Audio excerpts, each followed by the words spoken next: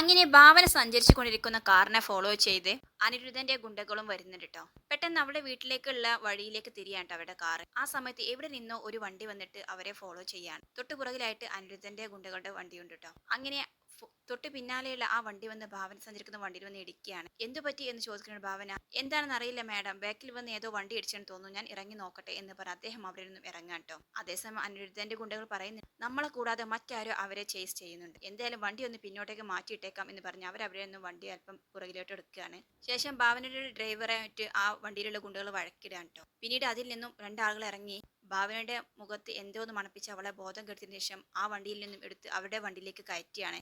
എന്നിട്ട് അവർ പോവാൻ കേട്ടോ ഭാവനയുമായിട്ട്. പിന്നാലെ തന്നെ അനിരുദ്ധന്റെ ഗുണ്ടകൾ വന്നിട്ട് എന്താ സംഭവിച്ചതെന്ന് അറിയില്ല, നമുക്ക് എന്തായാലും ആ വണ്ടിയിൽ അവരെ നോക്കാം എന്ന് പറഞ്ഞ് ഡോർ തുറന്നു നോക്കുമ്പോൾ ആരെയും അവിടെ കാണുന്നില്ല കേട്ടോ. ഇതെന്താ പറ്റിയത് എന്ന് അവർക്കും ഒരു പിടിയും കിട്ടുന്നില്ല. അങ്ങനെ അവരും അവിടെ നിന്നും വേഗം തന്നെ രക്ഷപ്പെടുകയാണ് കേട്ടോ. അടുത്ത ദിവസം രാവിലെ തന്നെ ഭാവനയുടെ വീടാണ് കാണിക്കുന്നത്. ഗായത്രി ഡോർ തുറന്ന് പുറത്തേക്ക് നോക്കിയത് സേതു അവിടെ കിടന്ന് നല്ല ഉറക്കാണ് കേട്ടോ. ഉടനെ തന്നെ ഗായത്രി മായയെ വിളിക്കുന്നുണ്ട്, മായേ ഇവിടെ ഒന്ന് വന്ന് നോക്കൂ, സേതുതാ ഇവിടെ കിടക്കുന്നത്. സേതു എവിടെ പോയി എന്നാ നീ പറഞ്ഞത്? മായ പറയാൻ, രമേശിന്റെ വീട്ടിലുണ്ടാകും അമ്മേ. രമേശിന്റെ വീട്ടിലൊന്നുമല്ല, ദാ ഇവിടെ കിടക്കുന്നു. അത് കാണുന്ന മായക്കാകെ ദേഷ്യം വരികയാണ്. സേതു ഏട്ടാ എന്താ ഇത് എന്ന് പറഞ്ഞ് തട്ടി വിളിക്കാൻ ട്ടോ. നീ പോടി, നിന്നോട് ആരാ ഇങ്ങോട്ടേക്ക് വരാൻ പറഞ്ഞത് എന്ന് സേതു ഉറക്കത്തിൽ പറയാണ്. എന്നോട് എപ്പോഴാ സേതുവേട്ടൻ പോകാൻ പറഞ്ഞത് എന്ന് മായ ചോദിക്കുന്നുണ്ട്. അങ്ങനെ അവനെ വിളിച്ചുണർത്തുകയാണ് ട്ടോ അവര്. മായ കാര്യം തീർക്കുമ്പോൾ സേതു പറയുന്നത്, ഞാൻ ഭാവനയാണെന്ന് വിചാരിച്ച് പറഞ്ഞതാണ്, അതിന് ഭാവന ഇങ്ങോട്ടേക്ക് വന്നില്ലല്ലോ എന്ന് പറയട്ടെ ഗായത്രി. അവൾ ഇന്നലെ രാത്രി എന്നെ വിളിച്ചിരുന്നല്ലോ, അവൾ ഇങ്ങോട്ടേക്ക് വരികയാണെന്ന് പറഞ്ഞു. ഞാനാ പറഞ്ഞത് നീ പൊക്കോ, അവിടെ തന്നെ നിന്നാൽ മതി, ഇങ്ങോട്ടേക്ക് വരണ്ട എന്ന്. അമ്മയുടെ ഫോണിലേക്ക് ഒരുപാട് തവണ വിളിച്ചു, കിട്ടാഞ്ഞിട്ടാണ് എന്നെ വിളിച്ചത്.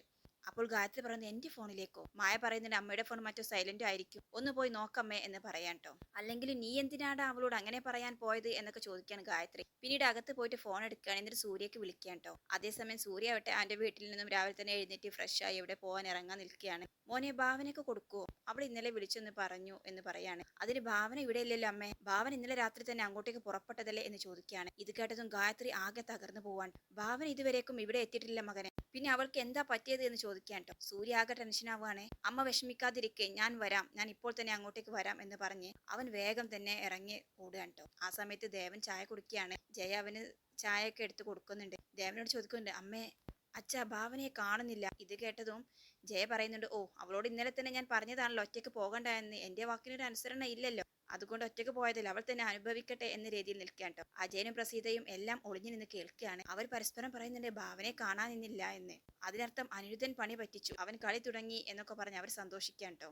ദേവൻ പറയുന്നുണ്ട്, നീ മിണ്ടാതിരിക്കുക ജയെ, ഇങ്ങനെ ഒരു അവസ്ഥയിൽ ഇങ്ങനെയാണ് നീ സംസാരിക്കേണ്ടത്. ഭാവന ആരോടും പറയാതെ ഒരിടത്തും പോകില്ല, അവൾക്ക് എന്തോ ചതി പറ്റിയിട്ടുണ്ട് എന്ന് പറഞ്ഞ് ദേവനും ആകെ ടെൻഷനായി ഭക്ഷണം കഴിക്കുന്നിടത്തു നിന്നും എഴുന്നേൽക്കുകയാണ്. സൂര്യ പെട്ടെന്ന് തന്നെ വണ്ടിയുമായിട്ട് ഭാവനയുടെ വീട്ടിലെത്തുകയാണ് ട്ടോ. അതേസമയം അജയൻ ആരും കാണാതെ പുറത്തേക്ക് ഇറങ്ങിയിട്ട് അനിരുദ്ധനെ ഫോണിൽ വിളിക്കുകയാണ്. അനിരുദ്ധ, നിന്നെ സമ്മതിച്ചിരിക്കുന്നു, നീ പറഞ്ഞ പണി അതുപോലെ തന്നെ അങ്ങ് ചെയ്തു അല്ലേ, നീ ഭാവനയെ ഇന്നലെ രാത്രി തന്നെ പൊക്കിയല്ലേ എന്നൊക്കെ ചോദിക്കുകയാണ്. ഇത് കേൾക്കുന്ന അനിരുദ്ധൻ ഒന്ന് ഷോക്കാവുകയാണ് ട്ടോ. ഞാൻ ഭാവനയെ പൊക്കിയെന്നോ, എപ്പോ എന്ന് ചോദിക്കുകയാണ്. പിന്നീട് അദ്ദേഹം മനസ്സിൽ വിചാരിക്കുന്നത്, എന്റെ പിള്ളേർ അവനെ പൊക്കിയെങ്കിൽ എന്നെ വിളിക്കുമായിരുന്നല്ലോ, അവരും വിളിച്ചൊന്നും കണ്ടില്ല, ഇനി എന്തായിരിക്കും സംഭവിക്കുക എന്ന രീതിയിൽ നിൽക്കുകയാണ്. എന്തായാലും അജയ്, എന്റെ പിള്ളേർ ഇത്ര നേരമായിട്ട് എന്നെ വിളിച്ചില്ല, ചിലപ്പോൾ എന്നെ വിളിച്ചിട്ട് കിട്ടാഞ്ഞതായിരിക്കും. എന്തായാലും നീ സൂക്ഷിച്ചോ, നിന്റെ പുറകെ ആളുകളുണ്ടാവും, നിന്നെ വാച്ച് ചെയ്യാനും ആളുകളുണ്ടാവും, അതുകൊണ്ട് ഒരു കാരണവശാലും അവർക്ക് പിടി കൊടുക്കരുത് എന്ന് പറയാണ്. അജയൻ പറയുന്നുണ്ട്, ഇനി എന്തായാലും ഭാവന പുറലോകം കാണരുത്, അവളുടെ ചാപ്റ്റർ ക്ലോസ് ചെയ്യണം എന്നൊക്കെ പറയാൻ ട്ടോ അനിരുദ്ധനുമായി. സൂര്യ ഇവിടെ വാലും പൊക്കി ഓടിയിട്ടുണ്ട്, ഇവിടെ എല്ലാവരും ഭാവനക്ക് വേണ്ടി തിരച്ചിലാണ് എന്നൊക്കെ പറഞ്ഞ് അവർ ഫോൺ കട്ട് ചെയ്യാണ്. പിന്നീട് കാണിക്കുന്നത് സൂര്യ ഭാവനന്റെ വീട്ടിലെത്തിയിട്ടുണ്ട് കേട്ടോ. അവിടെ ആയിട്ട് ഭരത്തും ഭാമയും എല്ലാം ഈ വിവരം അറിഞ്ഞ് ഓടിയെത്തിയിരിക്കുകയാണ്. എല്ലാവരും നല്ല വിഷമത്തിലാണ് കേട്ടോ. ഗായത്രി ആവട്ടെ മായയുടെ മടിയിൽ തലയും വെച്ച് കിടന്ന് ഭയങ്കര പൊട്ടിക്കരയാണ്. സേതും അങ്ങോട്ടും ഇങ്ങോട്ടും ആകെ ടെൻഷനായി നടക്കാൻ ട്ടോ. അങ്ങനെ സൂര്യ വന്ന് ചോദിക്കുന്നുണ്ട്, എന്താണ് ഇന്നലെ ഭാവന ഇവിടെ എത്തിയില്ലേ എന്ന് ചോദിക്കുക. അപ്പോൾ ഗായത്രി പറയുന്നുണ്ട്, ഇല്ല മോനെ, സേതുവിനെ വിളിച്ചിരുന്നു, അവൻ മദ്യത്തിന്റെ ലഹരിയിൽ ഇങ്ങനെയൊക്കെ പറഞ്ഞു, എങ്കിലും അവൾ മാറി നിൽക്കേണ്ട ആവശ്യമില്ലല്ലോ, എന്റെ മോൾ ഒരാളോടും ഒന്നും പറയാതെ എവിടെയും പോകില്ല. അപ്പോൾ സൂര്യൻ പറഞ്ഞിട്ടുണ്ട്, എനിക്കറിയാമല്ലോ ഭാവനയെ നന്നായിട്ട്, എന്തായാലും ഭാവന എവിടെയായാലും ഞാൻ ഇങ്ങോട്ടേ കൊണ്ടു. അപ്പോൾ ഗായത്രി ചോദിക്കുന്നുണ്ട്, സൂര്യമോൻ കൊണ്ടുവിടാമെന്ന് പറഞ്ഞിട്ടല്ലേ കൊണ്ടുപോയത്, പിന്നെ എന്താ അങ്ങനെ ചെയ്യാതിരുന്നതെന്ന് ചോദിക്കുകയാണ്. അപ്പോൾ അവർ ഇറങ്ങാൻ സമയം മാനസികമുണ്ടായ കാര്യങ്ങളും പിന്നീട് ഭാവന തന്നെയാണ് സൂര്യയോട് അവിടെ നിൽക്കാൻ പറഞ്ഞു. അങ്ങനെ എല്ലാ കാര്യങ്ങളും പറയുന്നുണ്ട് കേട്ടോ. എന്തായാലും മിസ് അജിത് സാറിനെ വിളിച്ച് കാര്യമൊന്ന് പറയാം എന്ന് പറയാണ്. അങ്ങനെ അജിത് സാറിനെ വിളിച്ചിട്ട് മിസ്സിങ്ങിന്റെ കാര്യങ്ങളൊക്കെ പറയാൻ ട്ടോ. അങ്ങനെ അദ്ദേഹം പറയുന്നത്, സൂര്യ എത്രയും പെട്ടെന്ന് പോലീസ് സ്റ്റേഷനിൽ ഒരു പരാതി എഴുതിത്താം, അപ്പോഴേക്കും ഞാൻ സൈബർ സെല്ലിനെ വിളിച്ചിട്ട് ഭാവനയുടെ ഫോണിന്റെ ലൊക്കേഷൻ കാര്യങ്ങളൊക്കെ ഒന്ന് ട്രേസ് ചെയ്യാൻ പറയാം എന്ന് പറയാൻ ട്ടോ. അങ്ങനെ ഭരത്തും സൂര്യയും കൂടിയും പോലീസ് സ്റ്റേഷനിൽ എത്തുകയാണ്. എന്നിട്ട് അവർക്ക് അജയനെയും ഭാര്യ പ്രസീതയും സംശയമുണ്ടെന്ന് പറയാൻ ട്ടോ. പക്ഷെ അവരാരും അന്ന് വീട്ടിൽ നിന്നും പുറത്തു പോയിട്ടുമില്ല, അതാണ് എല്ലാവർക്കും സംശയം എന്നൊക്കെ പറയുന്നുണ്ട്. പിന്നീട് അജിത് സാറിന്റെ ഫോണിലേക്ക് സൈബർ സെല്ലിൽ നിന്ന് കോള് വരികയാണ് ട്ടോ. അവർ പറയുന്നുണ്ട് ഭാവനയുടെ ഫോണിന്റെ നെറ്റ്വർക്ക് നഷ്ടപ്പെട്ടിരിക്കുന്നത് ഭാവനയുടെ വീടിന്റെ ഏതാനും 100 മീറ്റർ അകലെ നിന്നു മാത്രമാണ്. അതിനർത്ഥം ഭാവന അവളുടെ വീട്ടിലേക്ക് തിരിഞ്ഞതിന് തൊട്ടു പിന്നാലെയാണ് എന്തോ അപകടം സംഭവിച്ചിരിക്കുന്നത് എന്ന് പറയാൻ ട്ടോ. അപ്പോൾ അജിത് സർ ചോദിക്കുന്നുണ്ട്, ഭാവന തനിച്ചാണ് യാത്ര ചെയ്യുന്നത് എന്ന് അറിയാവുന്ന ആരോ പറ്റിച്ച പണിയാണിത്, അങ്ങനെയെങ്കിൽ ആർക്കായിരിക്കും അത് അറിയുന്നത് എന്ന് ചോദിക്കുകയാണ്. അപ്പൊ സൂര്യ പറയുന്നുണ്ട്, പുറത്താർക്കും എന്തായാലും ഭാവന ഒറ്റയ്ക്കാണ് സഞ്ചരിക്കുന്നത് എന്നറിയില്ല, ഒരു പക്ഷേ പുറത്തുനിന്ന് നോക്കുമ്പോൾ മനസ്സിലാക്കിയാൽ മാത്രം, അതല്ലെങ്കിൽ അതറിയാവുന്ന മറ്റാരോ ചെയ്തതാണ് എന്നൊക്കെ പറയാൻ ട്ടോ. അപ്പോൾ സൂര്യയും ഭരതും ഒക്കെ ഒന്ന് ആലോചിക്കുന്നുണ്ട്. ഭരത് പറയുന്നുണ്ട്, എങ്കിൽ ആ അജയൻ തന്നെയായിരിക്കും സാർ ഇതിന്റെ പിന്നിൽ, അവരിപ്പോൾ ഇവരുടെ വീട്ടിലുണ്ടല്ലോ. അപ്പോൾ അജിത് സാർ ചോദിക്കുന്നത്, എന്തിനാണ് സൂര്യ ഇത്രയും വലിയ ഒരു അപകടം ഉണ്ടാക്കിയിട്ടും അവരെ വീട്ടിൽ കയറ്റി താമസിപ്പിച്ചത്? സൂര്യ പറയുന്നുണ്ട്, സാർ എനിക്ക് താല്പര്യം ഉണ്ടായിട്ടില്ല, എല്ലാം എൻ്റെ അമ്മയുടെ തീരുമാനങ്ങളാണ് എന്നൊക്കെ പറയുന്നുണ്ട്. എങ്കിൽ ഇനി ഭരത് പറഞ്ഞതുപോലെ സംശയിക്കേണ്ടതില്ല, അവർ തന്നെയായിരിക്കും ഇതിന്റെ പിന്നിൽ. ഭാവന തനിച്ചാണ് യാത്ര ചെയ്യുന്നത് എന്ന് നിങ്ങളുടെ വീട്ടിലുള്ളവർക്ക് അറിയാമല്ലോ, അപ്പോൾ തീർച്ചയായിട്ടും അജയനും അത് മനസ്സിലാക്കിയിട്ടുണ്ടാകും. എന്തായാലും നിങ്ങൾ വിഷമിക്കാതിരിക്കുക, നമുക്ക് ഇതിനനുസരിച്ച് ഒരു ആക്ഷൻ എടുക്കാം എന്ന് പറയാൻ ട്ടോ. നിങ്ങൾ എന്തായാലും ഇപ്പോൾ തൽക്കാലത്തേക്ക് വീട്ടിലേക്ക് പോ, നിങ്ങൾ കഴിയുന്ന അന്വേഷണമൊക്കെ നടത്തി എന്തെങ്കിലും വിവരം കിട്ടിയാൽ എന്നോട് അറിയിക്കണം. പിന്നെ സൂര്യയുടെ വീട്ടിലല്ലേ ഇപ്പോൾ അജയനും ഭാര്യയും ഉള്ളത്, അവരെ ഒന്ന് വാച്ച് ചെയ്തേക്കൂ, അപ്പോൾ മനസ്സിലാകും അവരുടെ നീക്കത്തിൽ എന്തെങ്കിലും ദുരുദ്ദേശമുണ്ടോ എന്ന്. എന്തായാലും ഞാനും അങ്ങോട്ടേക്ക് വരാം എന്ന് പറയാണ് അജയൻ. അങ്ങനെ സൂര്യയും ഭരത്തും കൂടി പോലീസ് സ്റ്റേഷനിൽ നിന്നും ഇറങ്ങി വീട്ടിലേക്ക് മടങ്ങാൻ ട്ടോ. അതേസമയം ഭാവനയുടെ വീട്ടിൽ ഗായത്രി ആകട്ടെ, ഈശ്വര എന്റെ മകൾക്ക് എന്താണ് പറ്റിയത്, അവളെ ആരായിരിക്കും അപായപ്പെടുത്തിയത് എന്നൊക്കെ പറഞ്ഞ് പൊട്ടിക്കരയാൻ ട്ടോ. മായ കൂടെ ഇരുന്നിട്ട് ആശ്വസിപ്പിക്കുന്നുണ്ട്, അമ്മ ഇങ്ങനെ വിഷമിക്കാതെ, ചിലപ്പോൾ എന്തെങ്കിലും ആവശ്യത്തിന് അവർ പോയതാണെങ്കിലോ.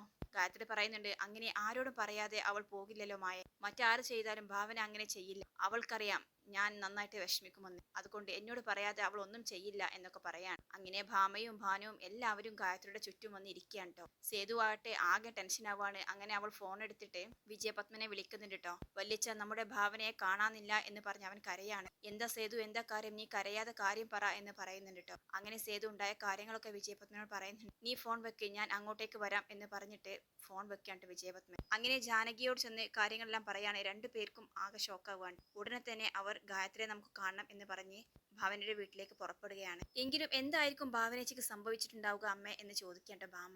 ഇത് മനഃപൂർവ്വം എന്തോ ചതി നടന്നിട്ടുണ്ട് അമ്മേ, ഭാവനേച്ചി തനിച്ചാണ് വീട്ടിലേക്ക് പുറപ്പെട്ടത് എന്നറിഞ്ഞ് ആരോ ചെയ്തതായിരിക്കും, അല്ലെങ്കിൽ സൂര്യേട്ടനും കൂടെ ഉണ്ടായെങ്കിൽ ആരും ഇങ്ങനെ ഒന്നും ധൈര്യപ്പെടില്ലായിരുന്നല്ലോ. എനിക്കൊന്നും അറിയില്ല എന്റെ ഭാനു, എന്നോടൊന്നും ചോദിക്കല്ലേ, എനിക്ക് ആലോചിക്കാൻ വയ്യ എന്ന് പറഞ്ഞ് ഗായത്രി ഒരേ കരച്ചിലാണ്. അപ്പോഴാണ് ട്ടോ അവിടേക്ക് വിജയപത്മനും ജാനകിയും വന്ന് കയറുന്നത്. സേതു, എന്താ പറ്റിയത്, എന്താണ് ഉണ്ടായത് എന്നൊക്കെ തിരക്കാണ് വിജയപത്മൻ. സേതു വന്നിട്ട് വിജയപത്മന്റെ തോളിൽ വന്ന് കിടക്കുകയാണ്. വല്യച്ഛ, എനിക്കൊന്നും അറിയില്ല, ഇന്നലെ അവൾ എന്റെ ഫോണിലേക്ക് വിളിച്ചിരുന്നു, ഞാൻ തന്നെ അപ്പോഴത്തെ ദേഷ്യത്തിന് നീ തിരിച്ചു പൊക്കോ, സൂര്യയുടെ വീട്ടിൽ നിന്നാ മതി എന്നൊക്കെ പറഞ്ഞത്. നേരെ പുലർന്നപ്പോൾ അമ്മ പറഞ്ഞപ്പോഴാണ് ഭാവന ഇവിടെ എത്തിയിട്ടില്ല എന്ന് അറിയുന്നത്. പിന്നെ സൂര്യ വന്നപ്പോൾ ആ കാര്യത്തിൽ തീർച്ചയായി ഇത് മനഃപൂർവ്വം ആരോ എന്തോ ചെയ്തതാണ് വല്യച്ഛ എന്ന് പറഞ്ഞ് കരയാൻ. ഗായത്രിയും എണീറ്റിരിക്കുന്നുണ്ട്. ജാനകി വന്ന് ഗായത്രിയെ സമാധാനിപ്പിക്കുന്നുണ്ട്. ഗായത്രി, നീ ഇങ്ങനെ വിഷമിക്കാതെ, അവൾ ഇങ്ങോട്ട് വരും, ഒന്നുമില്ലെങ്കിൽ നമ്മൾ അന്വേഷിക്കുന്നില്ല, ഒന്നും സംഭവിക്കില്ല എന്നൊക്കെ പറയാൻ ട്ടോ. ഗായത്രി പറയുന്നുണ്ട്, എന്റെ മകൾക്ക് ചുറ്റും ശത്രുക്കളാണ്, ഇത്രയും ശത്രുക്കൾ അവളെ കാത്തിരിപ്പുണ്ടെന്ന് ഞാൻ ഒട്ടും പ്രതീക്ഷിച്ചില്ല. ജയയെ കാണാൻ വേണ്ടിയിട്ട് അവൾ മനഃപൂർവ്വം അങ്ങോട്ടേക്ക് പോയതാണ്, ഞങ്ങൾ ആര് പറഞ്ഞതും കേൾക്കാതെയാണ് അവൾ പോയത് എന്നൊക്കെ പറയാണ്. അപ്പോൾ ജയക്ക് എന്താ സംഭവിച്ചത് എന്ന് ചോദിക്കുന്നുണ്ട്. അങ്ങനെ ജയക്ക് സംഭവിച്ചതും അവർ പറയാണ്. അപ്പോൾ വിജയപത്മൻ പറയുന്നുണ്ട്, അങ്ങനെയാണെങ്കിൽ ജയയുടെ ഈ ആക്സിഡന്റിന് പിന്നിൽ, ഭാവനയെ ഈ തട്ടിക്കൊണ്ടുപോയതിന് പിന്നിലും ഒരേ ആളുകൾ തന്നെയായിരിക്കും, ഇത് മനഃപൂർവ്വം ചെയ്ത ചതി തന്നെയാണ് എന്ന് പറയാൻ ട്ടോ. അപ്പോൾ ഭരത് അവിടേക്ക് വരുന്നുണ്ട്. ഭരത്തിനെ കണ്ടതും ഗായത്രി ചാടി എഴുന്നേൽക്കാണ്. ഭരത്ത്, എന്തായി, അജിത് സാർ എന്തു പറഞ്ഞു, ഭാവനയെ കുറിച്ച് വല്ല വിവരം കിട്ടിയോ എന്നൊക്കെ ചോദിക്കുന്നുണ്ട്. ഇല്ല അമ്മേ, കേസ് ഞങ്ങൾ ഫയൽ ചെയ്തിട്ടുണ്ട്, സാർ അന്വേഷിക്കാം എന്ന് പറഞ്ഞിട്ട്. സൈബർ സെല്ലിന്റെ ഇൻഫർമേഷൻ അനുസരിച്ച് ഭാവനേച്ചി മിസ്സായിരിക്കുന്നത് നമ്മുടെ വീടിന്റെ ഏകദേശം 100 മീറ്റർ അകലെ നിന്നാണ്, അതിനർത്ഥം ഇത് ആരോ മനഃപൂർവ്വം ചെയ്തതാണ് എന്നല്ലേ എന്നൊക്കെ പറയാണ്. എന്റെ ഈശ്വര, എന്റെ മകൾ എന്ന് പറഞ്ഞ് നെഞ്ചത്ത് കൈവച്ച് കരയാണ് ട്ടോ ഗായത്രി. പിന്നീട് കാണിക്കാൻ സൂര്യയുടെ വീടാണ്. അവിടെ സൂര്യ പോലീസ് സ്റ്റേഷനിൽ നിന്ന് വന്നതും ദേവൻ ചോദിക്കുന്നു, എന്ത് പറ്റി, എന്താ മോൻ, എന്താ പറ്റിയത് എന്നൊക്കെ ഈ വീട്ടിലുള്ളവർക്ക് തന്നെ അറിയാം. ഇത് ചതിയാണച്ച എന്ന് പറഞ്ഞ്, എവിടെ അങ്കിളും ആന്റിയും എന്ന് ചോദിച്ച് അവൻ മുകളിലേക്ക് പോവാൻ ട്ടോ. അങ്ങനെ അജയന്റെ കയ്യിൽ നിന്നും ആ ഫോൺ അവൻ തട്ടി വാങ്ങുക. അതിൽ അനിരുദ്ധന്റെ നമ്പറൊക്കെ കാണാനുണ്ട് ട്ടോ. അങ്ങനെ സൂര്യ അജയനെ കോളർ പിടിച്ചിട്ട് പറയുന്നുണ്ട്, പറ, സത്യം പറ, എന്താണ് ഭാവനയ്ക്ക് സംഭവിച്ചത്, നിങ്ങളാണ് ഇതിന്റെ പിന്നിലെന്ന് എനിക്ക് വ്യക്തമായിട്ട് അറിയാം. ഭാവന ഈ വീട്ടിൽ നിന്നും ഒറ്റയ്ക്കാണ് പോയതെന്ന് അറിയുന്ന ആരോ ചെയ്ത ചതിയാണ്, അത് നിങ്ങളല്ലാതെ ഇവിടെ മറ്റാരും ഇല്ലല്ലോ എന്ന് പറയാൻ. അജയൻ, സൂര്യ എന്നെ ഒന്ന് വിട്, ഞാനല്ല, എനിക്കൊന്നും അറിയില്ല എന്നൊക്കെ കരഞ്ഞ് അപേക്ഷിക്കുന്നുണ്ട്. അങ്ങനെ സൂര്യ പറഞ്ഞു, ഞാൻ പറയുന്നത് പോലെ നിങ്ങൾ ചെയ്യും, എന്നിട്ട് അനിരുദ്ധന്റെ ആ നമ്പറിലേക്ക് വിളിക്കാൻ. എന്നിട്ട് അജയനെ കൊണ്ട് പറയിപ്പിക്കുകയാണ്. അപ്പോഴേക്കും അവിടെ ദേവനും ജയയും എല്ലാം എത്തിയിട്ടുണ്ട് കേട്ടോ. ഫോൺ എടുക്കുന്ന അനിരുദ്ധൻ പറയുന്നുണ്ട്, എന്തായി അജയ, എന്തായി കാര്യങ്ങൾ, ഭാവനയെ കുറിച്ച് വല്ല വിവരവും കിട്ടിയോ? ആർക്കും അവിടെ സംശയമൊന്നും ഇല്ലല്ലോ എന്ന് ചോദിക്കുകയാണ്. അജയൻ പറയുന്നത്, ഇപ്പോൾ ആർക്കും സംശയമില്ല. എനിക്ക് പേടി തോന്നുന്നു അനിരുദ്ധൻ, ഇനി എന്നെ ആരെങ്കിലും സംശയിക്കുമോ എന്നതാണ് എന്റെ പേടി എന്നൊക്കെ പറയാൻ കേട്ടോ. അപ്പോൾ അനിരുദ്ധൻ പറയുന്നുണ്ട്, അങ്ങനെ ആര് സംശയിക്കാൻ, ആരും നിന്നെ സംശയിക്കില്ല. അങ്ങനെ സംശയിക്കാൻ പോയാൽ ആൾ വീട്ടിലുള്ള ആരൊക്കെ സംശയിക്കണം? ഈ പറയുന്ന സൂര്യയുടെ അമ്മയും സംശയിക്കണ്ടേ? അവരും ഭാവനയ്ക്ക് എതിരായിട്ട് തന്നെയല്ലേ കാര്യങ്ങളൊക്കെ നടത്തിയത്. ഭാവനയെ കൊല്ലാൻ വേണ്ടിയിട്ട് ഇവിടെ അവൾ നിന്നില്ല, അതുകൊണ്ട് അവളെയും സംശയിക്കണ്ടേ? നീ ധൈര്യമായിട്ടിരിക്കി എന്നൊക്കെ അനിരുദ്ധൻ പറയാൻ. എല്ലാം കേട്ടുകണ്ട് ചുറ്റും ദേവനും ജയയും സൂര്യനും നിൽപ്പുണ്ടായിരുന്നു കേട്ടോ. എല്ലാവരും ആകെ ഷോക്കാവും. അങ്ങനെ മനഃപൂർവ്വം തന്നെ അജയന്റെ കയ്യിൽ നിന്നും ആ ഫോൺ വാങ്ങിയിട്ട് സൂര്യ കട്ട് ചെയ്യാൻ. കണ്ടല്ലോ, ഇപ്പോൾ മനസ്സിലായല്ലോ ആരാണ് ഇതിന്റെ പിന്നിലെന്ന്. അമ്മക്ക് എന്ത് നിർബന്ധമായിരുന്നു ഭാവനയെ ഇങ്ങോട്ടേക്ക് കൊണ്ടുവരാൻ. ഇപ്പോൾ മനസ്സിലായല്ലോ എന്ന് പറഞ്ഞ് അജയനായിട്ട് നന്നായി പെരുമാറാൻ കേട്ടോ.